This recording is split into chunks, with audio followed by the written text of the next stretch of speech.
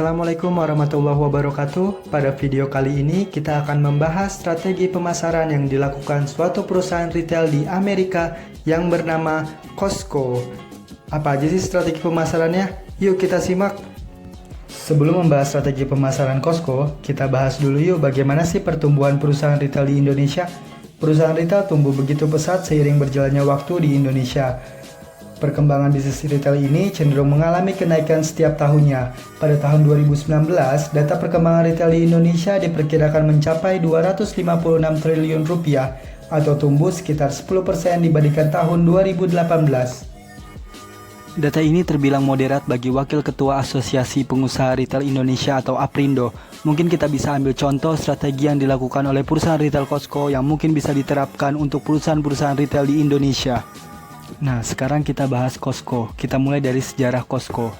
Costco Wholesale Corporation merupakan salah satu wholesaler yang berpusat di Issaquah, Washington. Perusahaan ini didirikan oleh Jim Sinegal yang bekerja sama dengan Jeff Broadman pada tahun 1983. Pada awal berdirinya Costco, beroperasi di Seattle dan dari tahun ke tahun perkembangan bisnis tersebut cenderung mengalami peningkatan. Misi Costco itu sendiri yaitu to continually provide our members with the quality goods and service at the lowest possible price. Model bisnis yang dikembangkan berdasarkan misi mereka adalah menghasilkan volume penjualan dan perputaran sediaan yang tinggi dengan menawarkan harga yang sangat murah kepada para konsumennya atas produk-produk bermerek nasional maupun produk-produk bermerek buatan mereka sendiri. Lalu, strategi pemasaran apa sih yang dilakukan oleh Costco? Yang pertama, membership. Mengajak para pemilik bisnis kecil untuk menjadi member dan membuat keanggotaan mereka. Dengan itu, para pemilik bisnis bisa mendapatkan diskon spesial dari Costco. Costco merupakan perusahaan retail favorit pelanggan di Amerika Serikat.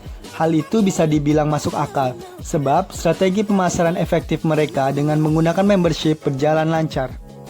Strategi pemasaran selanjutnya yang dilakukan oleh Costco yang terbilang unik yaitu membatasi pilihan pelanggan.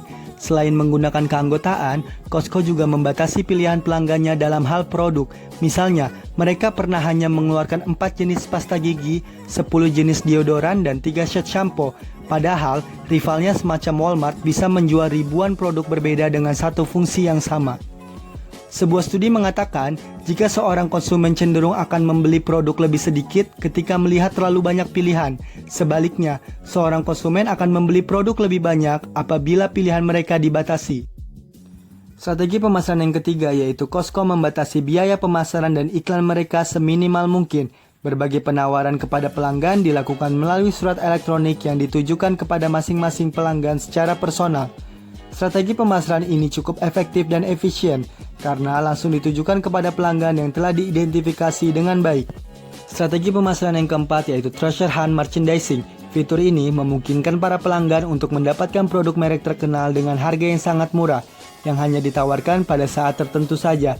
Tujuan dari strategi ini adalah agar para pelanggan mereka lebih sering meluangkan waktunya untuk berbelanja di Costco. Karena ada harapan bahwa pada saat tertentu mereka bisa memperoleh barang berkualitas dengan harga yang sangat rendah sehingga memberikan penghematan yang signifikan bagi mereka.